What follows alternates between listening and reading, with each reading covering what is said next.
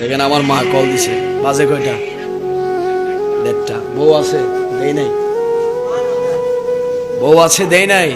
Call দিয়েছে কে? এটাই মা। মার ওয়াজ করছি, মা কল দিচ্ছে। ওই মাকে কষ্ট দেওয়া যাবে? 1:30 2টা বাজে, দুনিয়ার সবাই ঘুমাইলো, সন্তানের জন্য মা ঘুমায়? যে সন্তানটা তো আমার পেট থেকে বের হয়েছে, যার পেট থেকে বের হয়েছে সে জানে কত কষ্ট। সুতরাং দুনিয়ার জমিনে মা বাবাকে কষ্ট দেওয়া যাবে? এ বাবা মাকে মারে, এটা তো কল্পনার মধ্যে আসে না। কিভাবে সম্ভব বাবা? বয়ান করতে এসেছি, ওয়াজ করতে এসেছি, খোদার কসম মার কপালটাতে চুমু দিয়ে এসেছি, মায়ের কদমে চুমু দিয়ে এসেছি। যে মা খেয়ে না খেয়ে শীত বর্ষা গরম সবকিছুকে ত্যাগ করে আমার আপনাকে দুনিয়ার আলো দেখিয়েছে। যে মায়ের পেটের মধ্যে আমি আপনি একটা নয়, দুইটা নয়, 10টা নয়, শত শত হাজার হাজার লাথি দিয়েছি।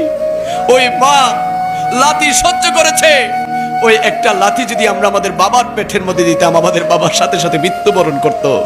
কিন্তু ওই জনম দুঃখিনী মা শত লাথি সহ্য করে বলেছে, আমার জাদুমণি, আমার সোনামণি যখন দুনিয়ার জমিনে আসে, ওই সোনামণির চেহারা দেখার সাথে সাথে আমি মা আমার সকল দুঃখ কষ্ট যন্ত্রণা মুহূর্তে ভুলে যাই। জুড়ে বলেছি